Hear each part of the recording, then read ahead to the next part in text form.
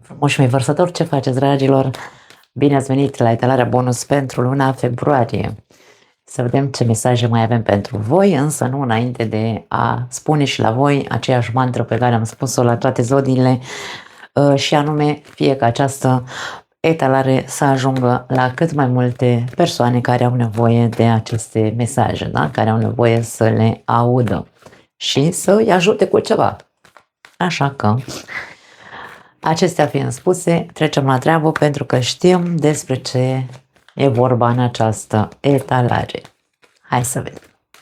Vărsători. Primele mesaje pentru voi, dragii mei, reconsideră. Interesant, mesajul ăsta îmi place. Abandon. Wow! Și mindfulness, acum și aici. Trebuie să fii prezent în viața ta, dragă vărsător, în legătură cu o situație care trebuie reconsiderată. Această situație are legătură cu un abandon, cu o părăsire, cu, nu știu, ori te-a părăsit cineva, ori a rupt relația cu tine sau habar n-am. Nu neapărat vorbim despre relații, ok? Poate să fie nu relații amoroase, mă refer.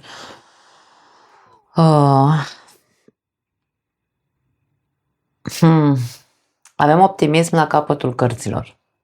Acum, eu nu am niciun indiciu că dacă, hai să zicem că în general lumea ascultă tarot din cauza relațiilor de iubire sau din punct de vedere emoțional au nevoie să audă anumite lucruri, să caute niște răspunsuri, de aia privește lumea tarotul. Însă, nu am niciun indiciu aici care să îmi arate faptul că în afară de abandon, nu am niciun indiciu care să îmi spună faptul că cineva te-a părăsit cândva și ori există, avem o energie de optimism aici, ori există posibilitatea ca această persoană ori te caută din nou sau te-a căutat sau există un soi de, hai să spunem, nevoie de împăcare.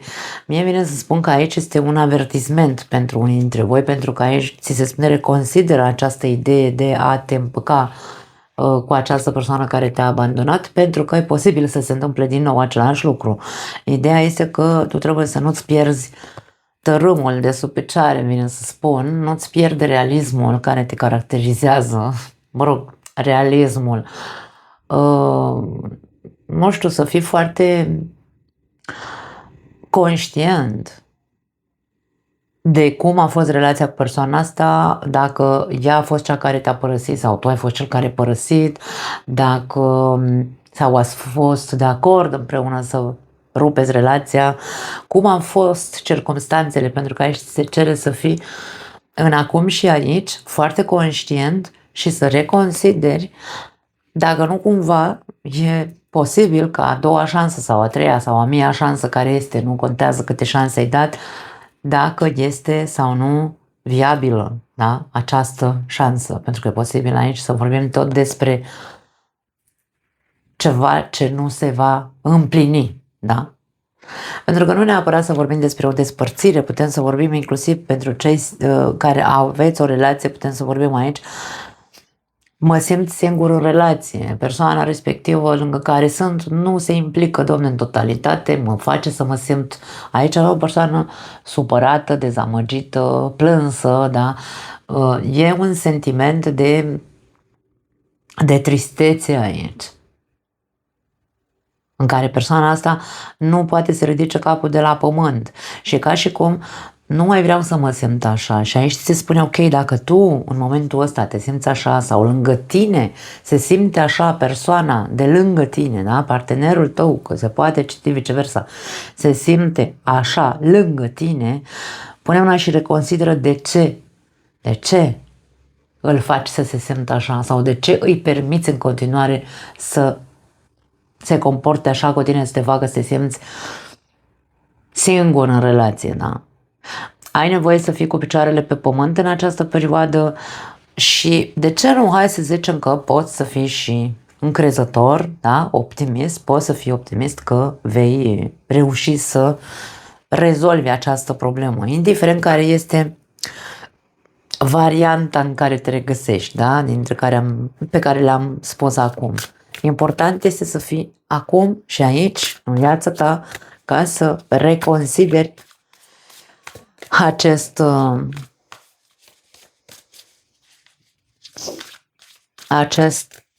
această relație cu persoana asta sau evenimentele care au avut loc între voi doi. Mai departe, foarte interesant. Mie totul mi se pare interesant. Avem 3 de monede, prima carte.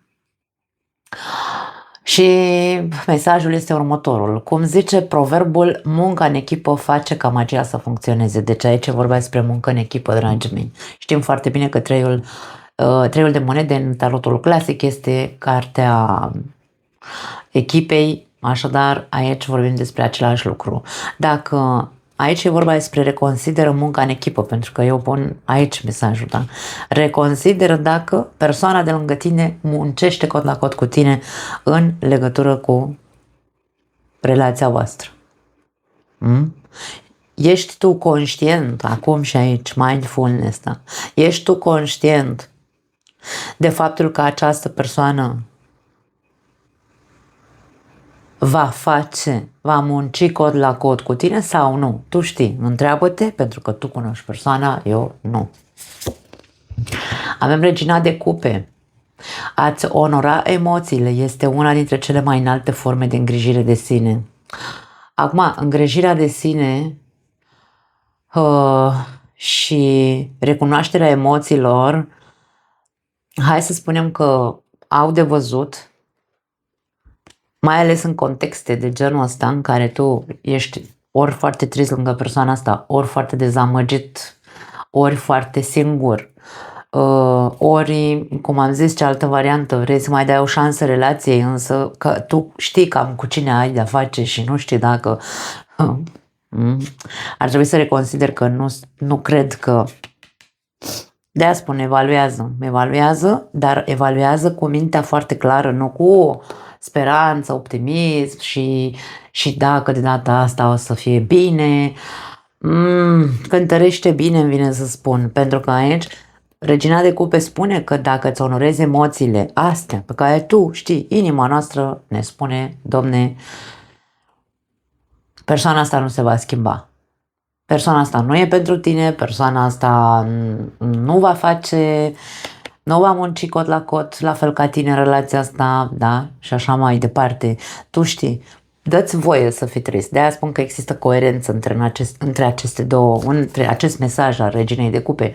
Să-ți onorezi emoțiile, pentru că atunci îi dai dovadă că ai grijă de tine sau că îți pasă de tine în momentul în care tu știi, Doamne, sunt trist, asta e, îmi dau voie, mă întristează faptul că nu pot să fiu lângă persoana asta pentru că nu este sănătoasă pentru mine, îmi dau voie să plâng, asta e o perioadă, o să stau și așa un pic apatic și deprimat între ghilimele, însă trebuie să mă gândesc la mine mai mult decât la relația noastră, care oricum este o relație goală. Avem aici, abandonul înseamnă goliciune. Da?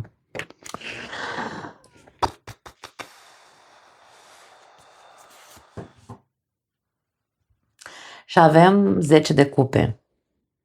10 de cupe spune, uneori chiar există curcubeie și zâmbete. 10 de cupe este cartea împlinirii sufletești, este cartea familiei fericite, este cartea căsătoriei, de ce nu? În acest context, cu aceste cărți, cum aici pare că se insistă ca tu să reconsideri dacă persoana asta care pare că vrea să-i mai dai o șansă sau nu știu, habar n-am, poate că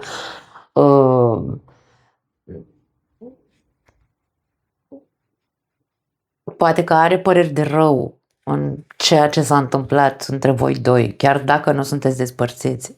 Însă, dacă tu în nenumărate rânduri ai văzut că nu tragi, Domne, la aceeași căruță ca tine și nu face echipă cu tine ca să funcționeze relația asta, 10 de cupe e ca și cum ți se spune că vei găsi pe altcineva cu care să fii fericit.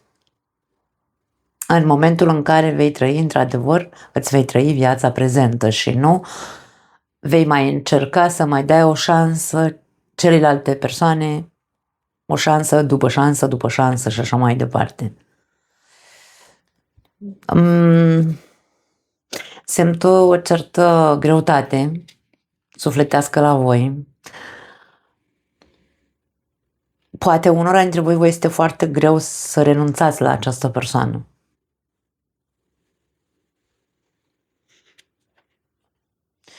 Bineînțeles că poate fi vorba și despre tine.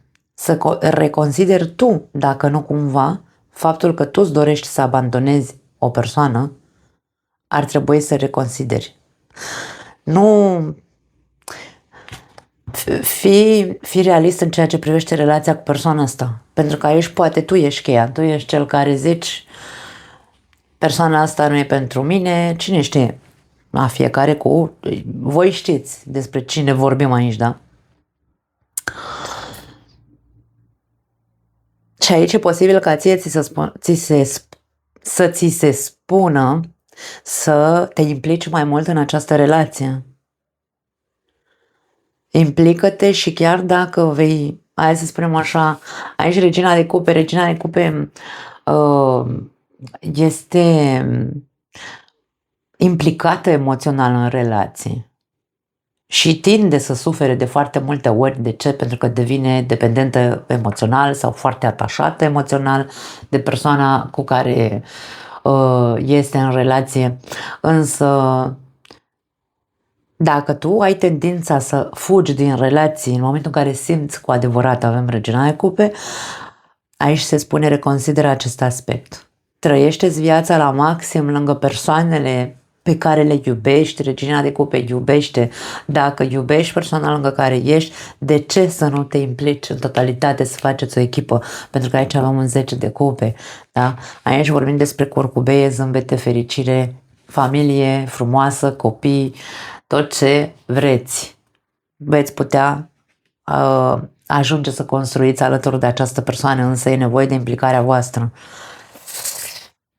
Foarte multe mesaje diferite pentru diferite situații ale vărsătorilor, ale diferiților vărsători. Da?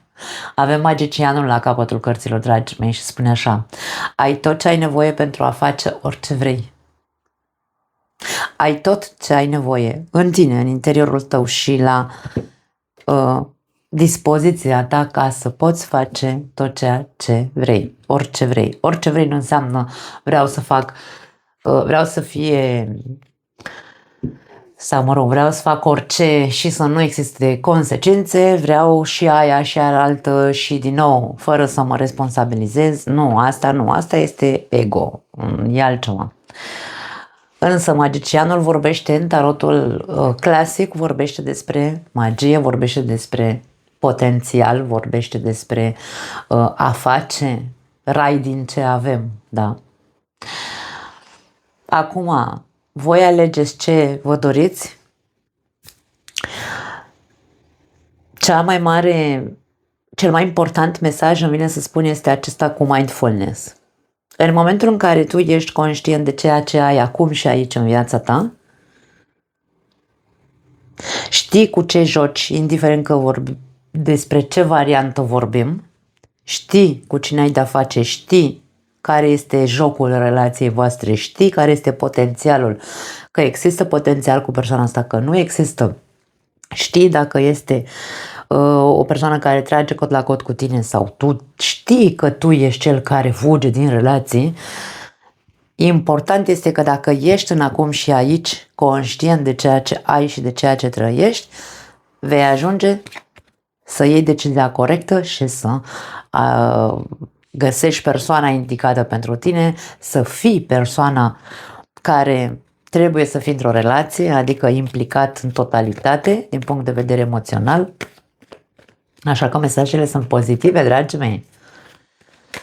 Ok, s-a întors o carte și hai să vedem ce vrea să zică. Iartă și învață. Ok, aici o să luăm așa, hai să spunem cu cu penseta acest mesaj la ce am văzut până aici. Hai să vedem în continuare ce mai iese. Avem separare. Ok, și poți să iubești fără frică, care s-a așezat sub 10 de cupe. Avem dă-i o oportunitate relației, deci mesajele sunt extrem de împărțite, contradictorii. De-aia spun că este foarte important ca voi să fiți coerenți și realiști în legătură cu pe cine aveți lângă voi. De-aia vi se cere să reconsiderați. Pentru că dacă persoana de lângă tine, pe care tu o cunoști, că aveți sau nu o relație, aici hai să vorbim despre cei care aveți o relație, ca să nu bulibășim mesajele. Pentru cei care aveți o relație, iertați și învățați separare, poți să iubești fără frică în această relație, probabil, sau dă-i o oportunitate acestei relații. Hai să le luăm pe rând. Pentru că aici, pentru unii dintre voi, cum știți, fiecare dintre voi trebuie să știți cu adevărat cu cine jucați acest joc al relației, să reconsiderați, ținând cont de ceea ce voi cunoașteți despre această persoană, dacă este sau nu, dacă a dat dovadă sau nu de implicare să tragă cot la cot cu tine în relația asta. Și atunci îi dai o șansă acestei relații, îi mai dai o șansă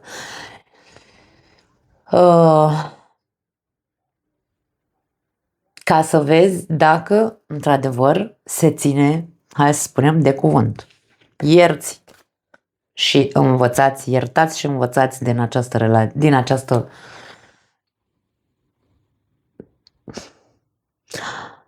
din acele probleme pe care le-ați avut. Ok.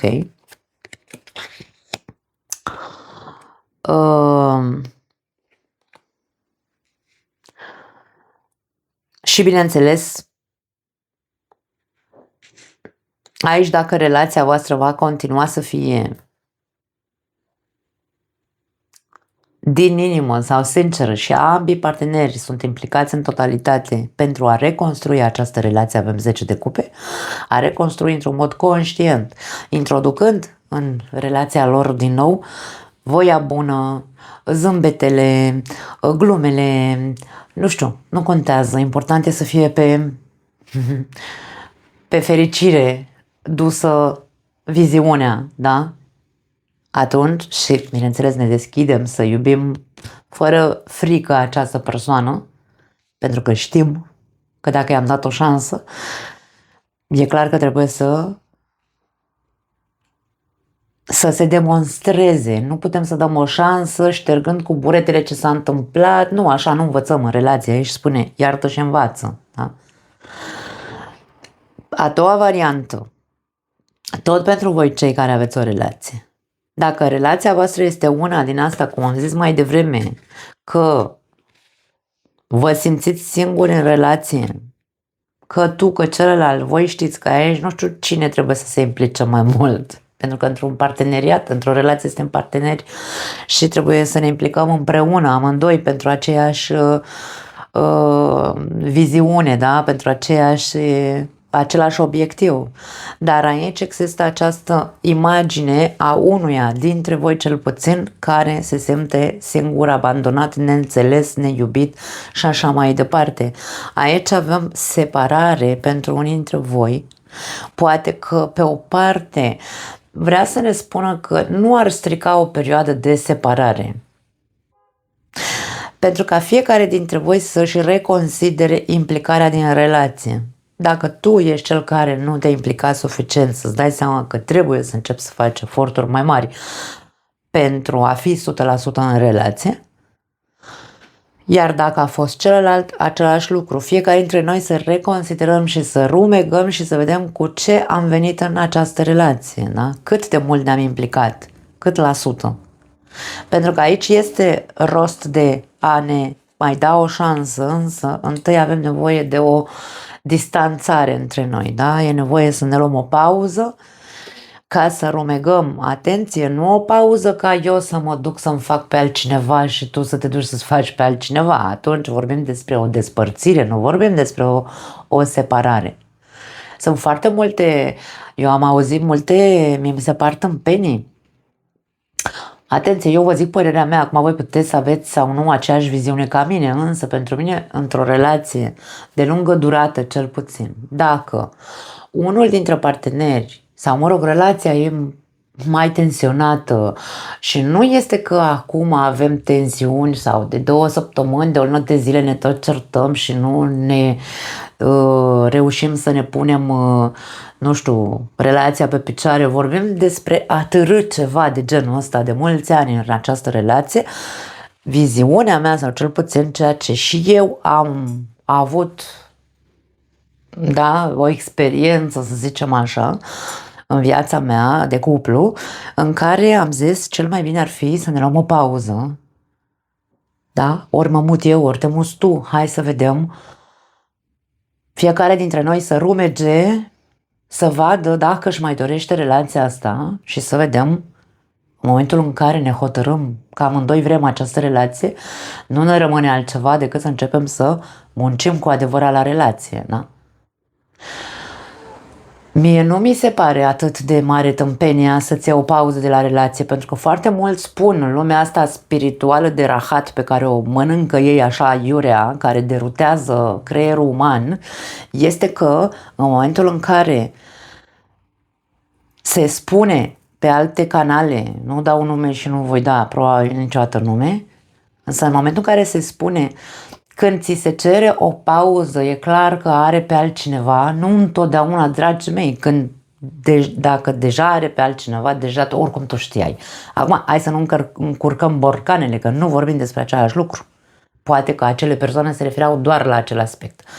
Nu, când cu adevărat ambii parteneri vor această relație, însă nu sunt coerenți împreună în momentul de față, cel mai sănătos este, dar hai să zicem așa, să luăm o pauză inclusiv, nu neapărat să plecăm de acasă, că nu trebuie să mergem în extremă. Plec o săptămână singură undeva, nu contează, hai să o numim vacanță, dacă vrei, vacanță de gândire, de reflecție, da?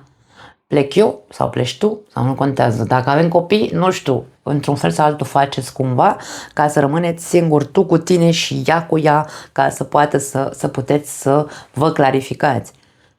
Asta nu înseamnă că dacă eu mă duc o săptămână, nu știu unde, să stau singură sau soțul meu se duce o săptămână, nu știu unde, trebuie să se ducă să-și o tragă cu altul sau să-mi o trag cu altul ca să ce? Ca să complic? Nu, pentru că eu m-am dus ca să fac altceva, nu m-am dus să fac alte prostii, da? Dar aici vorbim despre relații conștiente, relații care au nevoie să fie coerenți și au nevoie să se regăsească, să-și regăsească cheful dacă mai vor sau nu stea în acea relație. Nu să se ducă să-și o tragă cu alții. Cine se duce pe cărări. De-aia spun că ceea ce se propovăduiește prin lumea asta psihologică, spirituală, fără picioare pe pământ, mie mi se pare periculos, pentru că tu poți să-i spui unei persoane dacă îți cere pauză înseamnă că deja are pe altcineva. Mie mi se pare o extremă destul de mare sau mult prea exagerată. Nu e neapărat să fie așa. Și o spun din proprie experiență, da? Așa că încercați să reconsiderați, pentru că dacă ar fi ca această persoană să-ți ceară să vă luați o pauză sau tu să ceri să-ți iei o pauză, dacă tu ai pe altcineva sau cealaltă persoană are pe altcineva, tu deja știi sau celălalt deja știe. Cine nu știe, trăiește orb în viața lui, da? Pentru că lucrurile astea se simt, dragii mei. Și bărbații simt când femeile au un amant, de exemplu. Așa că reluăm. Nu v-ar strica o pauză, o separare, o perioadă separați ca să rumegați fiecare dintre voi și să vedeți dacă mai vreți să fiți în relația asta și dacă într-adevăr veți contribui cu adevărat ca o echipă fiecare dintre voi. Eu aș spune că e pe pozitiv, indiferent dacă vorbim despre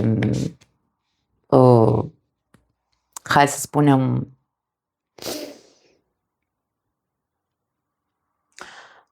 faptul că e complicat, bineînțeles, nu e ușor. Pentru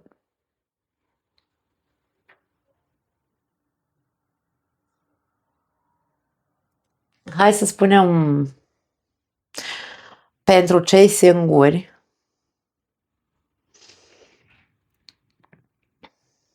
dar n-aș spune doar pentru cei singuri, aici pentru toată lumea, indiferent că sunteți sau nu sunteți într-o relație.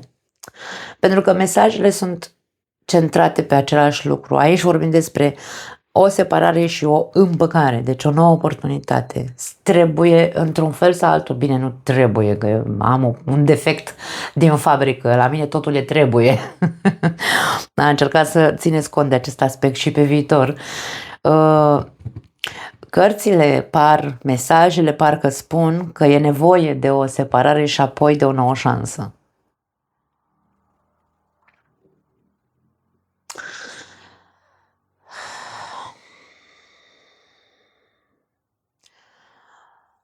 Hai să spunem că pentru cei singuri,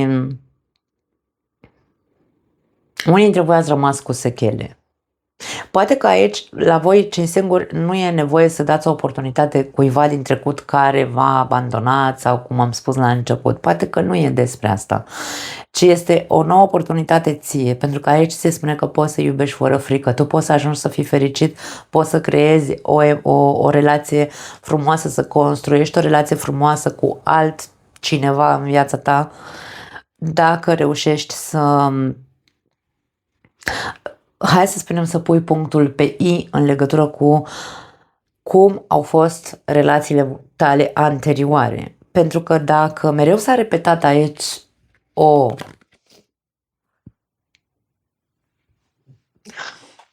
poveste cu același final mereu, aici avem abandon, da? Dacă mereu ai fost părăsit sau tu ai fost cel care a părăsit mereu, aici vorbim despre, ok, hai să vedem care e chichița din aceste rezultate. Care este punctul pe I în aceste situații, în aceste relații pe care le-ai avut, de tot timpul te abandonau sau tu tot timpul abandonai. Pentru că aici ori era vorba despre dacă te abandonau pe tine celelalte persoane, vorbim despre atașament emoțional foarte mult, putem să vorbim despre acel lipici sufocant, da? Sau a oferi mult mai mult decât ar trebui să oferi, pentru că dacă nu ai feedback din partea celuilalt, nu există acea reciprocitate, este clar că tu poți să continui să dai sufletul din tine și cealaltă persoană nu va aprecia ceea ce tu faci în relație, da? De-aia spune aici muncă în echipă. În momentul în care pui punctul pe I și vezi că nu a existat muncă în echipă sau reciprocitate în relațiile anterioare, atunci ai învățat. Te ierți, înveți lecția și ai trecut mai departe, pentru că te așteaptă fericirea. 10 de cupe te așteaptă. Te așteaptă o relație în care poți să iubești fără niciun fel de frică și limită. Ideea este că trebuie să înveți într-un fel sau altul să trăiești cu această frică de abandon, trebuie să înveți să trăiești cu... Dar nu trebuie să înveți să trăiești, trebuie să înveți să înțelegi care a fost motivul pentru care se ajungea la părăsire. Atât, nimic altceva. Și să trăiești relațiile conștient de acum înainte. Dacă tu ești cel care, atunci, cum am zis mai devreme, atunci când simți că iubești prea mult sau te lipești prea mult emoțional de celălalt, îl abandonezi, tu ești cel care fugi de relații, nu-ți rămâne altceva decât să hai să spunem să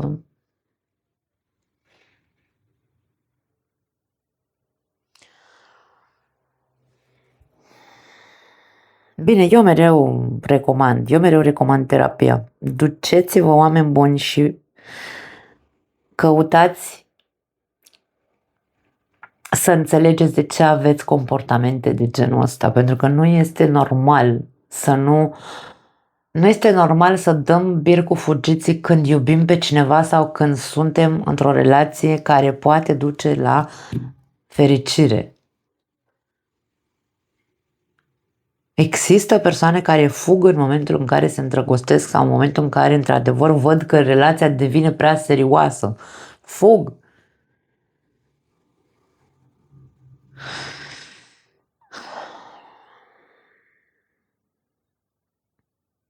Cine din familia ta, pentru că totul e moștenit, da? Deci eu știu chestia asta, totul vine la nivel conștient, la nivel inconștient, la ceea ce am văzut în jurul nostru în copilărie, la cum am văzut că se comportau cei din jurul nostru când eram copii, totul a rămas imprimat în subconștientul nostru și anumite reacții pe care le avem în viața noastră de zi cu zi, inclusiv în relații, mai ales când dăm bir cu fugiți, au legătură cu ceea ce s-a imprimat în subconștientul nostru. Asta nu înseamnă că trebuie să căutăm o scuză.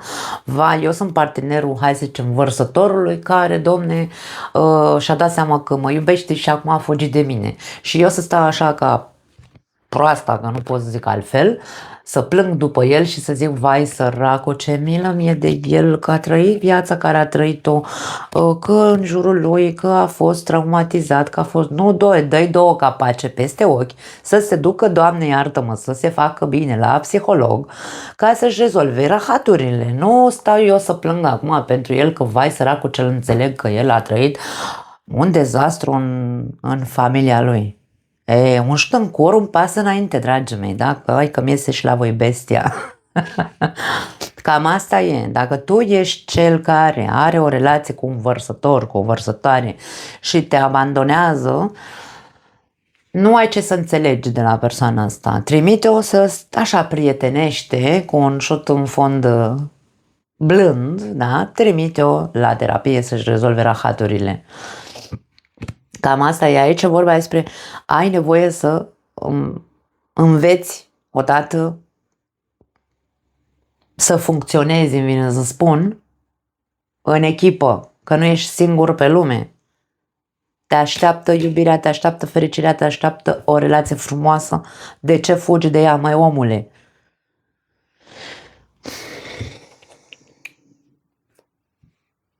Da. Hai să vedem mai departe.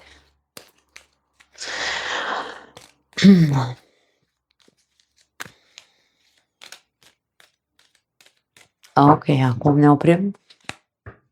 Avem porumbelul, pace și seninătate. Aveți nevoie de pace, liniște și de un pic așa de, hai să spunem, coerență mentală cu adevărat. Avem coroana, succes și orgoliu. Atenție la orgolii, atenție la eu sunt cel mai tare din parcare.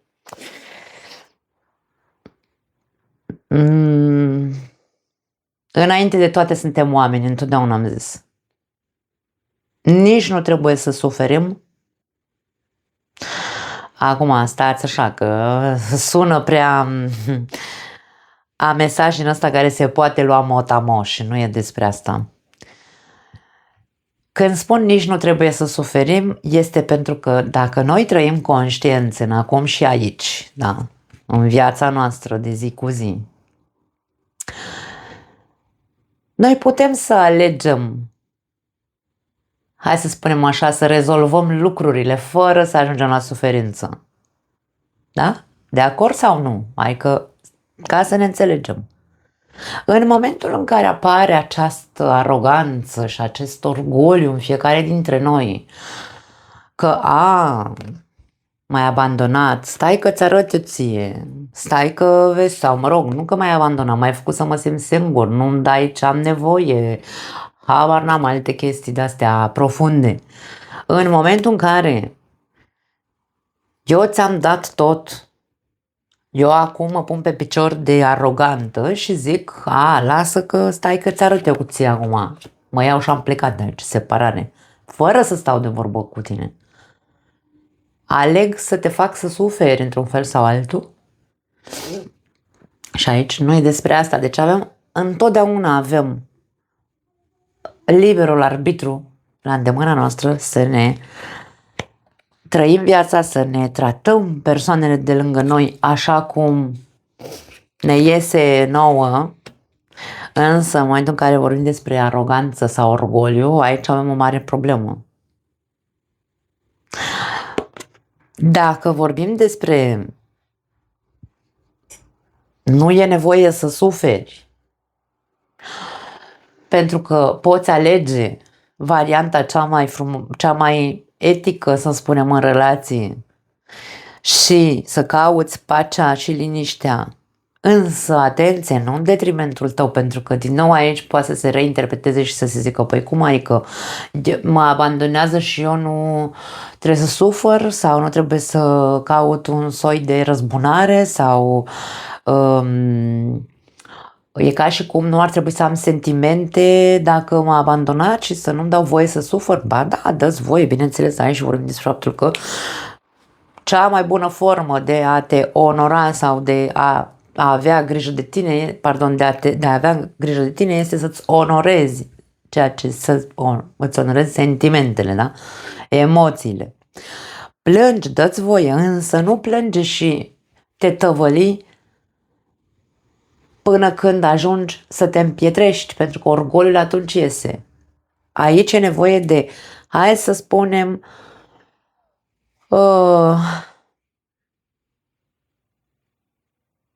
conștientizare ca tu să poți, ok, ce n-a mers, dacă ne separăm definitiv, cu toate că aici nu văd o chestie definitivă, însă dacă m-ai abandonat și vreau să-ți mai dau o șansă și nu știu dacă e bine să-ți mai dau o șansă și nu știu dacă o să-mi faci același lucru și o să-ți dau o șansă până la urmă și o să mă compor cu tine ca cucuru, da? Sau o să mă compor cu tine cu urât, da? Ca să nu mai zic cuvinte urâte, că avem aici persoane sensibile, unele dintre persoanele. O să mă compor cu tine ca și cum eu aș fi o regalitate, că am fost generos cu tine, domne, și ți-am dat o oportunitate, păi ce trebuie să faci tu aici în relația asta, habar n-ai, vezi tu la ce probe te pun eu după aia. Nu e despre asta, orgoliul, ego-ul nu are ce să caute când tu dai o șansă, e vorba de pace și liniște. Hai, Doamne, iartă-mă să facem aici echipa, ca să putem să funcționăm, fericiți 10 de cume, da?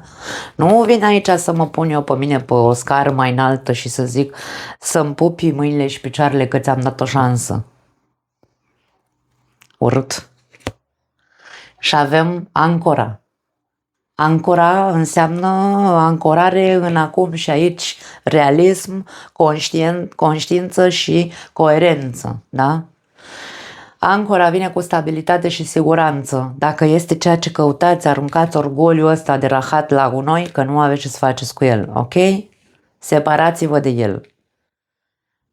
Așa cum am spus de la începutul etalării, tu știi cu cine ai de-a face, tu știi dacă persoana asta merită o șansă, tu știi dacă relația asta este o echipă sau nu, tu știi toate lucrurile astea, eu degeaba îmi bat aici gura de pomană dacă nu se înțelege ceea ce tu deja știi. Avem iepurașul, vorbim despre însărcinare, da? Aveți grijă să nu rămâneți însărcinați dacă nu vreți copii sau dacă nu vă mai doriți copii, că poate aveți unii dintre voi, și avem frici. Frică, așa cum am spus, vorbim despre frică pentru unii dintre voi, însă în același timp poate să fie și vorba despre frici. Îmi vine să spun frici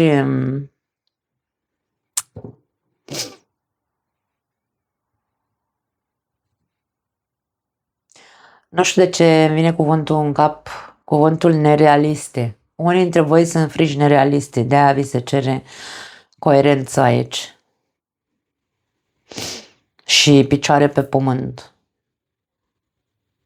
Indiferent ce s-a întâmplat între voi aici, vorbim despre faptul că se poate remedia.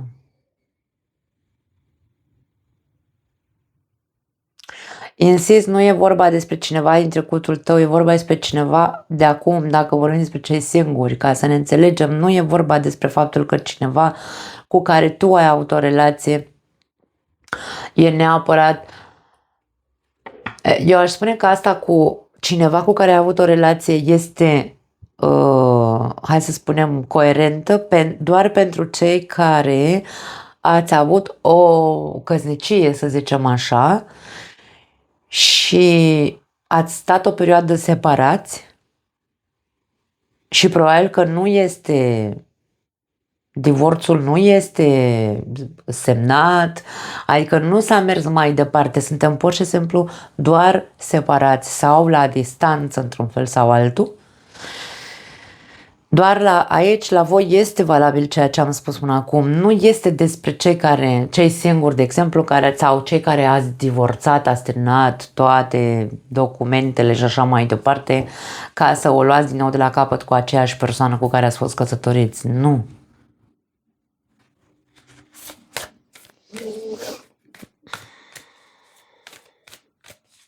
Hai să vedem alte mesaje pentru voi.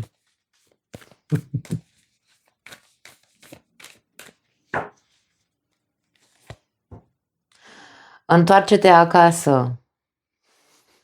Da.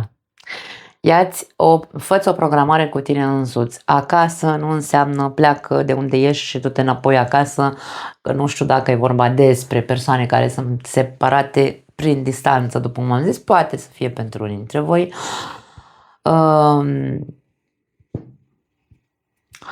Dragii mei, o relație nu are cum să ajungă să fie o relație stabilă pe termen lung când distanța este foarte mare sau este pe o perioadă foarte lungă de timp. Una e să stai separat de partenerul tău 2 luni, 3 luni de zile sau maxim, și alta e ca tu să fii de 15 ani într-o țară și celălalt să fie de 15 ani în România. Acum trebuie să fim cu capul ca să ne dăm seama că, vezi, Doamne, o să fie o relație sănătoasă. N-are cum, pentru că și tu ești om și eu sunt om, și cât am fi noi de sinceri și cât am fi noi de realiști și cât am fi noi de doritori să meargă relația asta, ochii care nu se văd se uită, certurile care vor exista între cei doi parteneri la distanță răcesc și mai mult relația, tentațiile există la orice colț, puteți să spuneți orice vreți, nu este coerență sau nu există coerență în momentul în care unul este într-o țară și altul într-o țară de ani de zile. Nu ai de ce să nu fii realistă în acum și aici, ca să-ți dai seama că ceea ce se poate întâmpla sunt lucruri neplăcute pentru relația noastră, da? Acum, mesajul este următorul: întoarce-te acasă dacă există pericolul de despărțire și nu-ți dorești acest lucru, însă pentru alții dintre voi are mai multă legătură cu a te întoarce către tine. Fă-ți o programare cu tine însuți, pentru că ai nevoie să rumegi anumite lucruri, se insistă pe acest lucru, pe a sta de vorbă cu tine. Nu ai nevoie de altcineva care să te repare, chiar dacă ai fost abandonat, nu trebuie să te repare o altă persoană cu care intri în relație pentru că ai tu inima frântă, nu te duci tu și te repari, te duci la terapie, faci ce o fi ca tu să fii bine, de aia ți se cere să fii cu tine, să stai cu tine, să te duci, să te regăsești pe tine, da? Nu îi da această povară unei alte persoane cu care vei intra într-o relație viitoare ca să-i pui povara să te repare. Nu, nu, nu. Și avem înconjoară-te de iubire și acest mesaj s-a așezat pe această filă în care vorbim despre conștientizare, despre fericire, curcubeie și zâmbete, despre poți să iubești fără frică și despre stabilitate și siguranță. Așadar, înconjoară-te doar cu persoane care îți aduc o bunăstare interioară, în care atmosfera în casă, lângă ele, în casă, acolo, în mediul înconjurător, când te întâlnești cu aceste persoane, să fie una de bunăstare interioară, de ce nu? La capătul cărților avem ai toate răspunsurile, exact cum am spus mai devreme, tu știi foarte bine și cu cine ai de-a face, și dacă mai merită o altă șansă, și dacă ți se va mai întâmpla, dacă se va ține de cuvânt sau nu, și dacă tu ești cel care trebuie să te faci bine ca să poți să înveți să muncești în echipă, deci aici tu știi toate lucrurile astea. Eu am fost aici un traducător al cărților de tarot care a spus acest lucru în toată etalarea. Așadar, dragii mei, nu vă rămâne altceva decât să fiți foarte, foarte coerenți și să observați acum și aici cu ce se mănâncă această relație, această persoană, această situație și să procedați ca atare. Nu pot să spun altceva. Voi știți dacă e despre voi sau dacă e despre relația pe care o aveți cu celălalt sau dacă este despre celălalt. Important este să conștientizați ce aveți de făcut, pentru că răspunsurile deja le cunoașteți. Nu mai am altceva pentru voi. Vă pupăcesc. Ne vedem data viitoare. Ciao!